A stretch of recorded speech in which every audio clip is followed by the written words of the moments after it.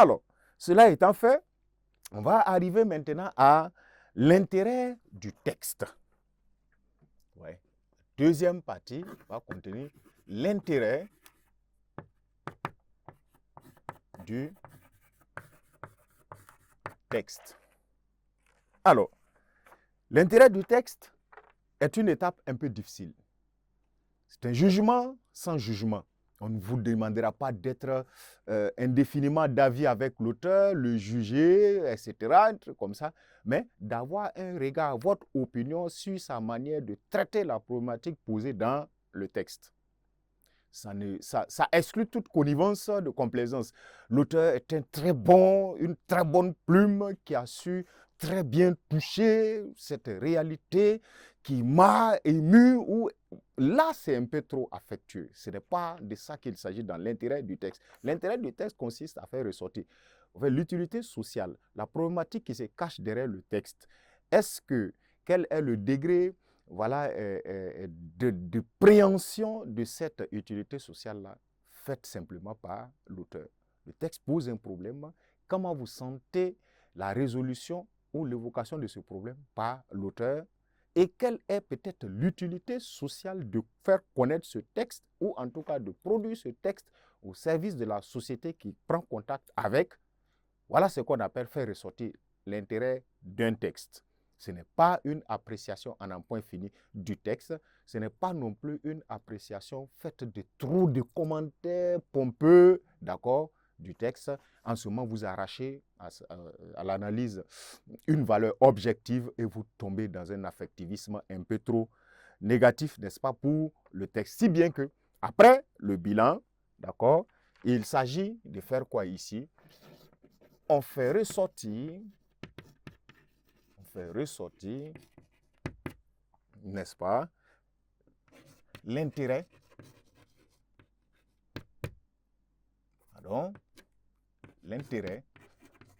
du texte. Et dans l'intérêt du texte, qu'est-ce que ça signifie? On dit, à cette étape-là, on se prononce clairement, d'accord, clairement, voilà, si la problématique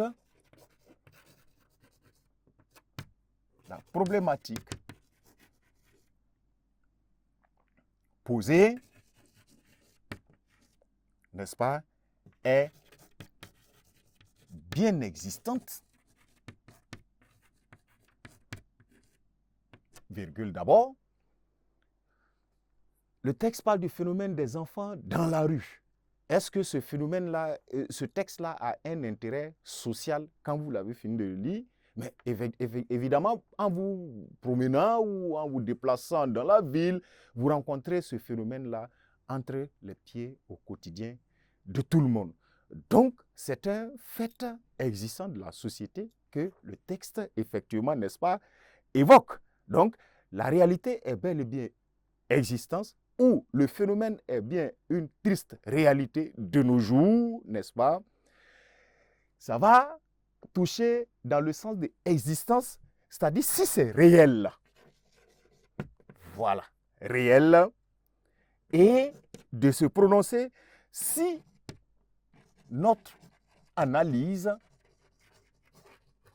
voilà, si notre analyse a pu le démontrer.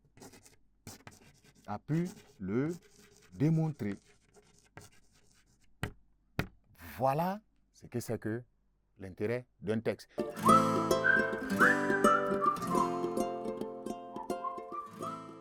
Si votre analyse n'a pas pu le démontrer, vous n'allez même pas pouvoir faire ressortir l'intérêt du texte. Si ça a été un commentaire composé, bâclé, fait à eu et à dire, ça tire par-ci, par-là, ça tâtonne, etc., vous n'allez pas pouvoir faire sortir l'intérêt, n'est-ce pas, du texte. Parce que l'intérêt du texte, c'est, si vous voulez, une personne ne prend pas sa plume pour se mettre à écrire pour rien comme ça. Il y a toujours un objectif derrière. Sensibiliser, dénoncer, informer, dépeindre, etc. Vous, votre analyse, si vous avez pu mener une analyse plausible, c'est là que vous allez pouvoir faire ressortir. D'autant plus qu'on ne parle jamais de ce qu'on ne sait pas. Donc, si vous n'avez pas pu décortiquer avec efficacité le texte, pour soulever, ou en tout cas pour souligner l'intérêt du texte, ça pourrait être une difficulté. Peut-être, quel est en ce moment en plus, n'est-ce pas, le niveau de satisfaction, votre œil critique, vous voyez que ça ressemble à un jugement à la limite, n'est-ce pas, voilà, qu'on a de la manière dont l'auteur a pu aborder le texte. Donc, on décline notre jugement, en parenthèse, dans le sens de notre œil, regard, critique, n'est-ce pas? Donc, voilà, dans le sens de notre œil critique, notre regard critique sur la manière dont l'auteur a abordé, ou en tout cas a pu aborder, ou vous fait soumettre, n'est-ce pas, cette problématique-là, ce phénomène posé dans le texte. Voilà pourquoi on dit, on décline notre jugement. Le jugement dont il s'agit n'est pas, comme je viens de le dire, de vous mettre dans une connivence de complaisance avec l'auteur, etc., même si vous le connaissez ou pas, ce n'est pas un déterminant plus ou moins sérieux en commentaire composé. Et il s'agit de, n'est-ce pas, de juger sur un pôle de mention bien, assez bien, avec, n'est-ce pas, succès, brio, voilà.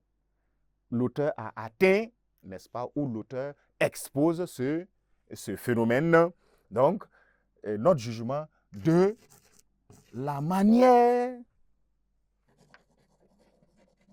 n'est-ce pas, de la manière dont l'auteur,